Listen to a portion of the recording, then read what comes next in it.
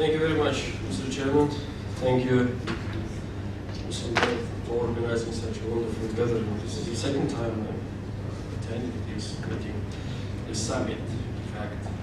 And the subject which is written here, well, if it is dreamed, it has a right to exist.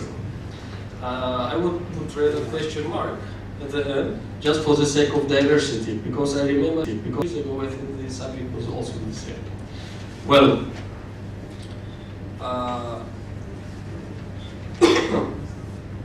there is a understanding when mostly we speak about the renewable energy, renewable source of energy. In many parts of the world, they forget the hydropower. What we consider it, maybe because we have a huge altitude difference, where you can install the hydropower plants. It's about 5 kilometers. So you can use the same drop of water several times to produce more energy. But no, it looks that I was wrong. My converter friend already said that it looks that they also see hydropower as a renewable energy. So we do see it renewable energy. Despite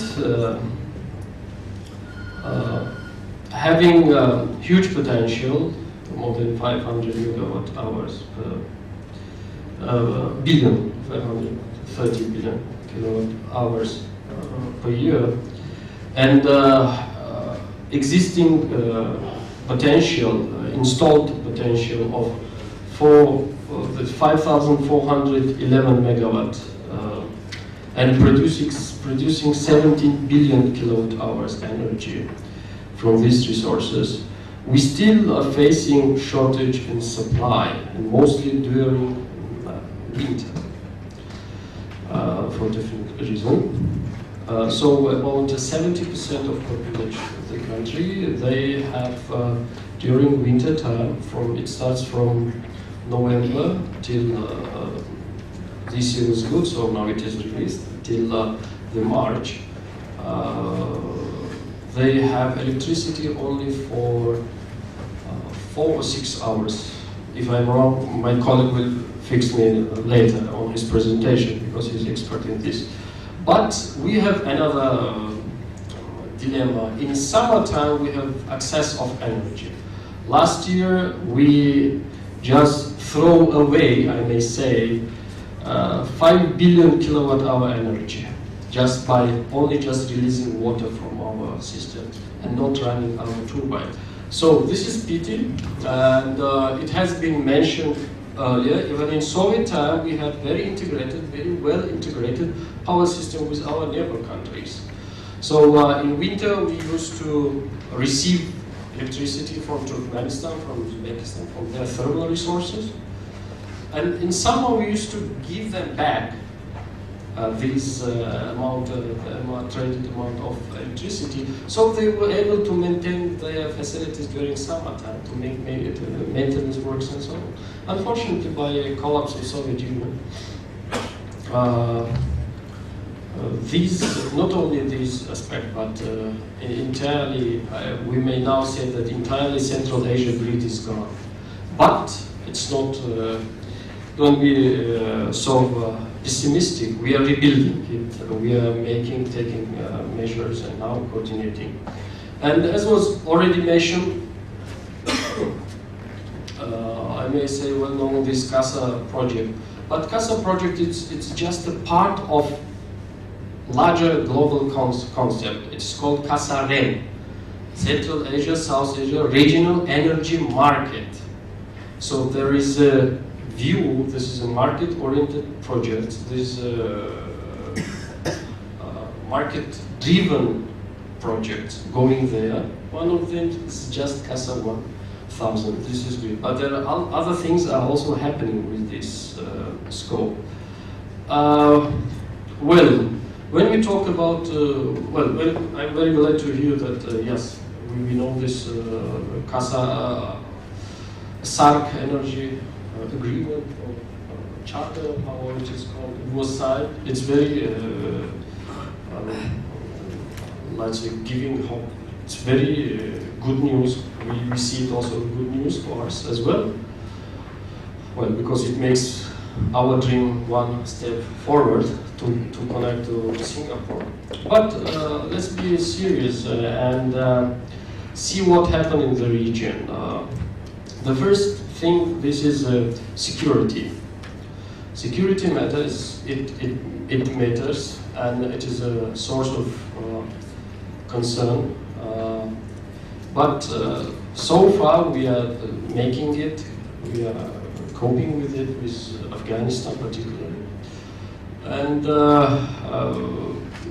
we hope that this issue would come down by itself, because there are some very good mechanisms that I cannot share. So the grid should be, particularly CASA, should be built.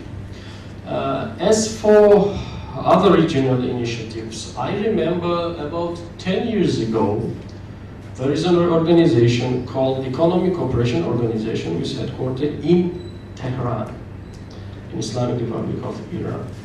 They had such an initiative, and even they have made they hired a Pakistani consulting company to consider this integration of eco-power grid. So everyone was very optimistic about it, and it was full of cheers. But what has discovered? So there is some difficulties that we cannot see here, sitting by here or talking about it. When you go and do, then we will discover. So the first thing that they have faced, that was technical standards. So well, it is easy now fixed, and can be done very smoothly. So these problems can be handled if you have expert. And second, and very difficult one, is policy, energy policy of each country. I rather say the political concerns of any countries on this. Maybe for someone it is surprise, but in some countries, I may say many countries in the region, are very reluctant to share their data on energy production and energy supply. Even some of them see this data as a national security matter, so they don't share, and they have in their national security what they call a doctrine or concept they have. They keep it as a national security secret. How you can go and do it? So, without understanding, without knowing the real things, what is happening. So this is something that this huge work should be done on building confidence between the members, between the countries if they want to come. This is confidence building measure, CBM, that's called in diplomatic language. So first the confidence should be there, and the trust should be there. Then we can go this. Another problem is transparency should be ensured in the systems. Not to play blaming games, which often happens even in such a well-integrated system in Central Asia. If you follow it, why this grid, Central Asia grid, collapsed? Because there were a number of blame games between the countries, between the members. Someone stole someone's energy, someone's quota, and later everything was discovered. But the result was that confidence was destroyed, and if you don't have confidence, you cannot cooperate. Sorry. So the grid was also stopped working properly. Now there is integration between Kazakhstan, of course Russia is there, Kazakhstan, Kyrgyzstan. And we're building also with Kyrgyz. I hope my colleague will give more information on it. And again, a question of transparency and a question of trust. And again, there should not be any loophole in an agreement or in a code which will be received. So it should be thoroughly think of. I'm telling this that yes, we all look the same. We share the same values, we do things, but believe me, when you go to do something, then you find how different we are, the people. This is something that should be kept, and also when now every country has a huge trouble. Also, India is also suffering from this. Is the problem of corruption in every way. So we have special institute dealing with along our prosecutor system. So we have special agency on it. So these things should be also. And the last one, but not the least, the problem of language, the communication. Thankfully, now English is widespread in this part of the world, but you will not have the same situation when you cross the River Amur, the Panj from Afghanistan.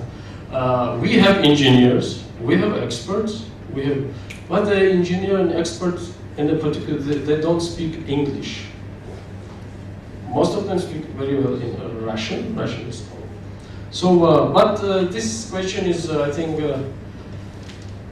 going to be solved another 15 or 20 years. So now we have new generations, now we are teaching them, so we can solve this. But right now it is no. So what other opportunities are existing for implementing? I think my friends, the colleague will speak about the banking system. Now we have opportunities there. We have already Asian Infrastructure Investment Bank was established. It is established at headquarters in Beijing. So it can be seen as a source of investment for the regional projects. And there are something else, but I'm not well aware. I just attended the second meeting, preparatory meeting in Mumbai last year when it was here. So it is also a good opportunity. Alongside this ADB and World Bank and other financial institutes of IFC that can be utilized. So I hope that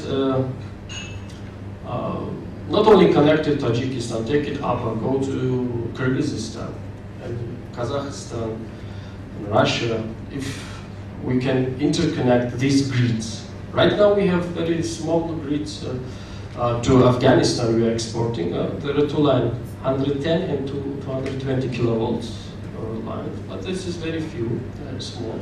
But we have other ideas, projects. My friend from Tajikistan will talk about these issues. So let's move forward, but not to forget this point that have been raised. I think this ECO project it finished. I think it is wrapped up. If I'm not sure, but I remember this Pakistani company, not Tawani, Iranian company. They were doing it, but there is something already had been done, so we can also return and see this thing. Thank you very much. Thank you very much.